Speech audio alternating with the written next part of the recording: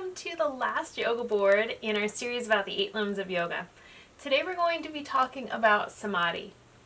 So Samadhi is the last of these 8 limbs, and on the side of the board here I've written down a few different words that kind of roughly translate to what Samadhi is. And there's a few different things that it covers. So the first one is a state of oneness. And by oneness, I mean this sense of union with yourself and with all other things that are around you. It is this process of lifting the veil or the illusion of separateness. It dissolves the idea of being lonely or unconnected to the people, the things, the events around you. So this comes around to this idea that if somebody else suffers, even though it would seem as though that's a separate person, there is this connection in that.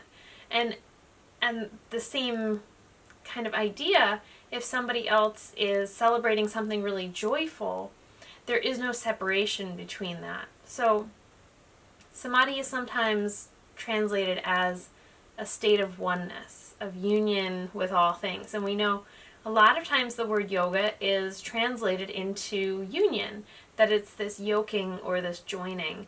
So if we think about the final step in the 8 limbs of yoga, that would make a lot of sense that Samadhi is this process of feeling union with everything around you. So then we come down to enlightenment, and some schools will actually differentiate between Samadhi and enlightenment, saying that they're two separate things. Sometimes you'll hear them referred to as the same thing. So just keep that in mind. Enlightenment is that highest level that you can attain in the yogic process or in the path of meditation or the spiritual path. And the important thing to note with that is that Samadhi or enlightenment, these are both things that are a completely different state of consciousness from what normal, typical people are used to experiencing.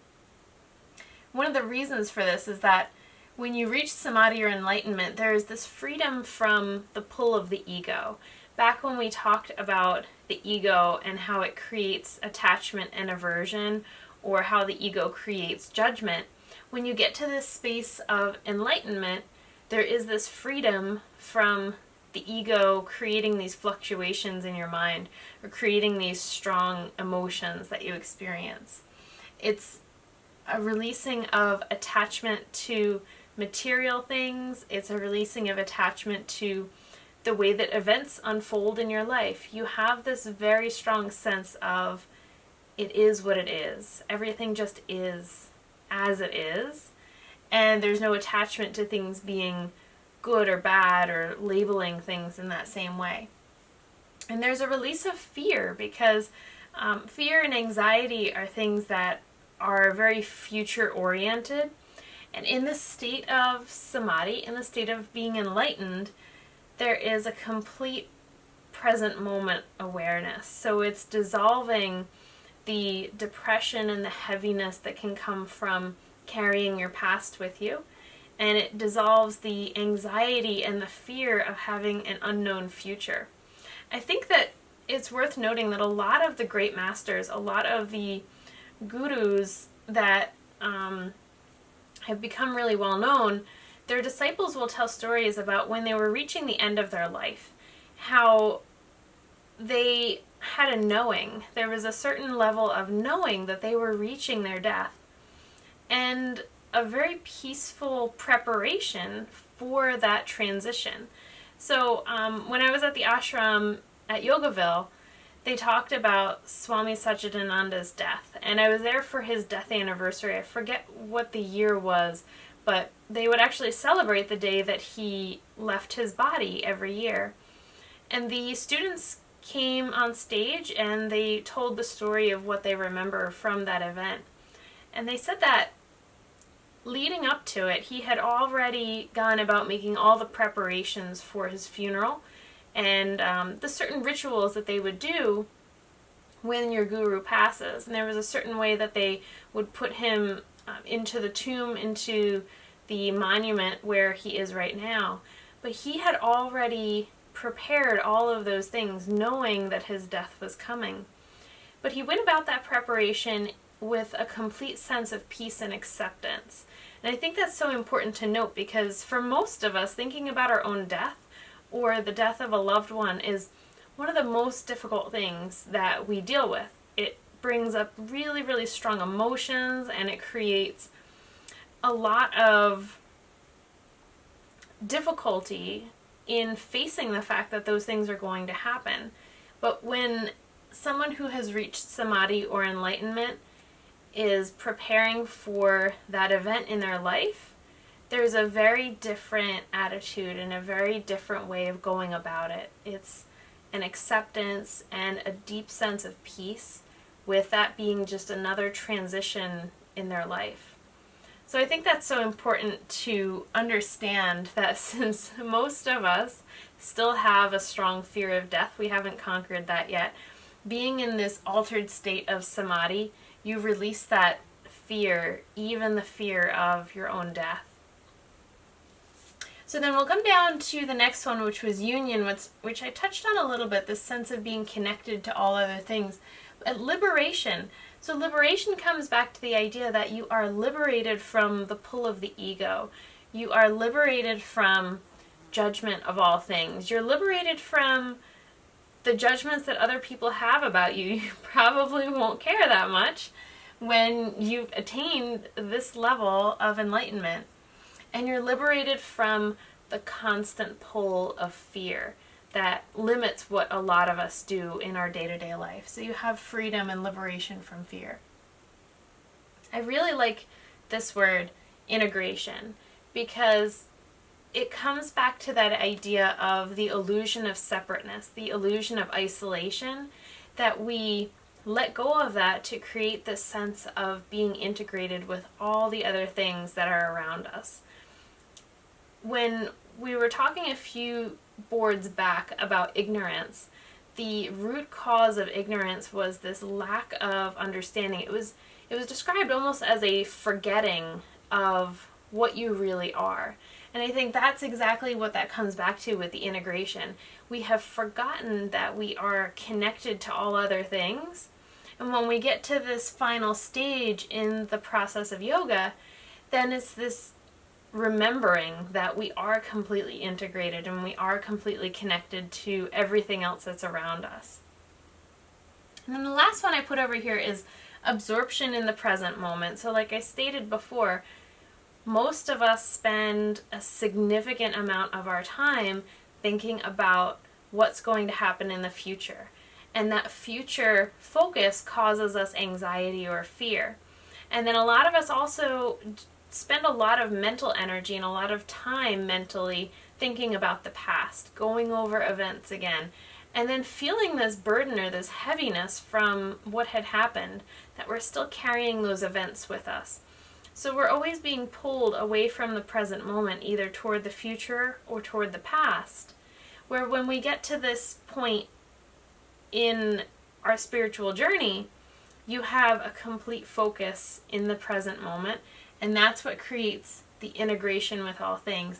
That's what gives you the liberation from the pull of the ego and the ever-present fear that many of us experience.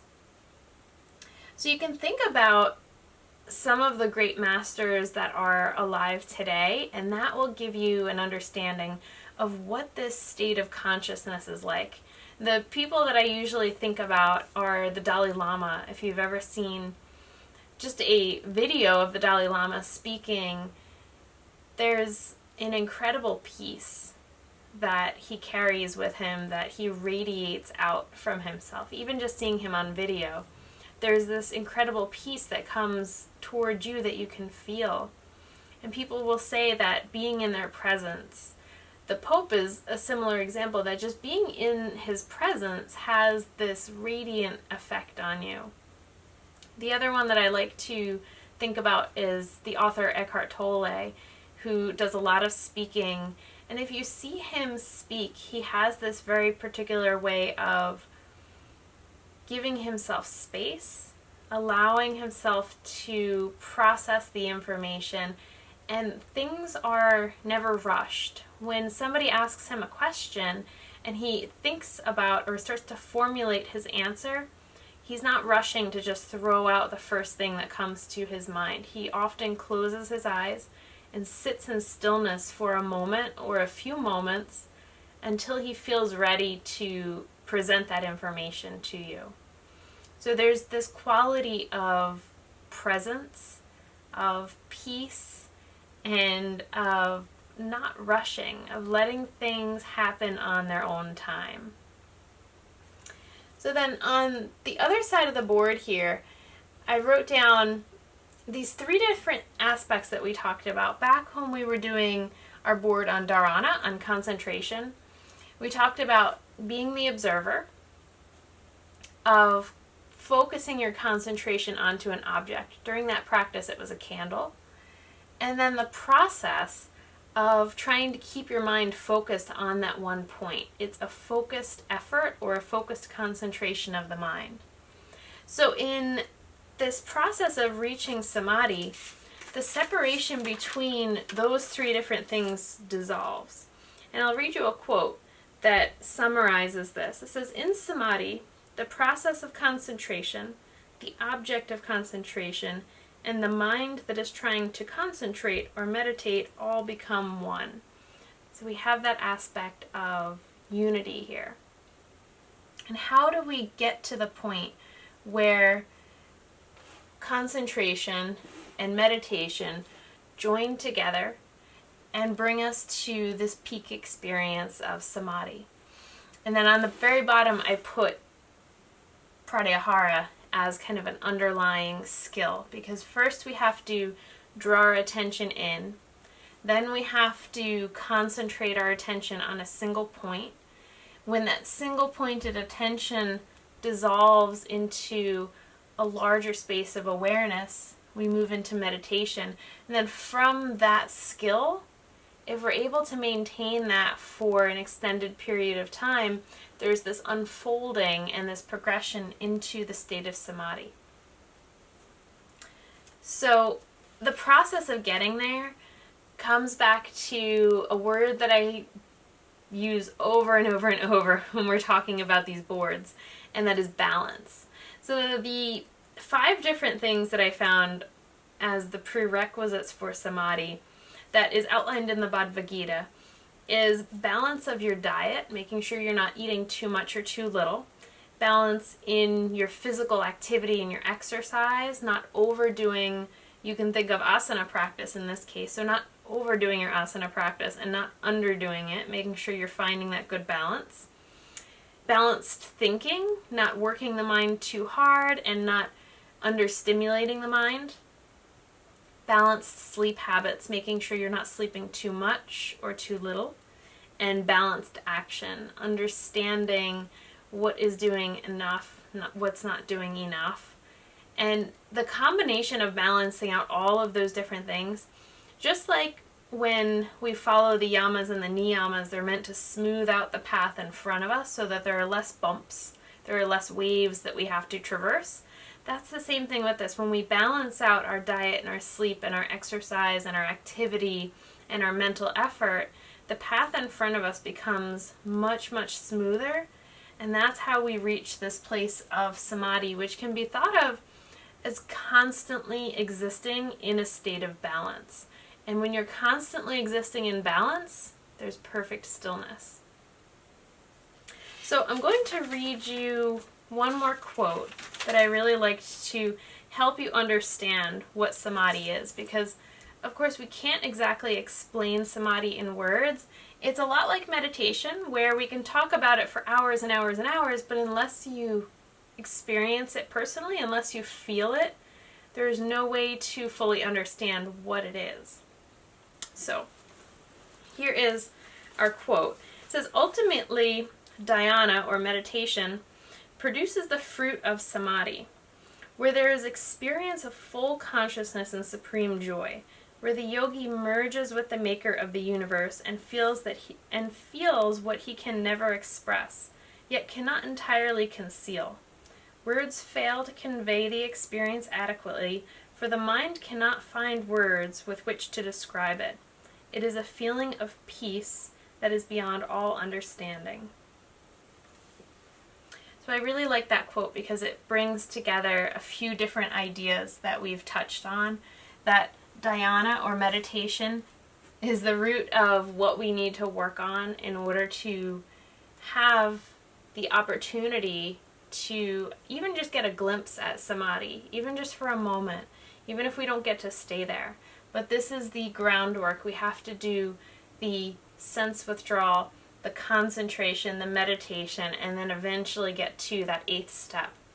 And I think it's interesting that the other 7 limbs of yoga give us things to do. It's practicing our ethics internally and externally. It's practicing postures with our body, practicing breath work, practicing drawing your attention in, concentration, meditation. But the last step isn't something that we can do. It's something that just has to happen. It has to unfold from the fruit of all the other 7 limbs, creating balance in our lifestyle overall.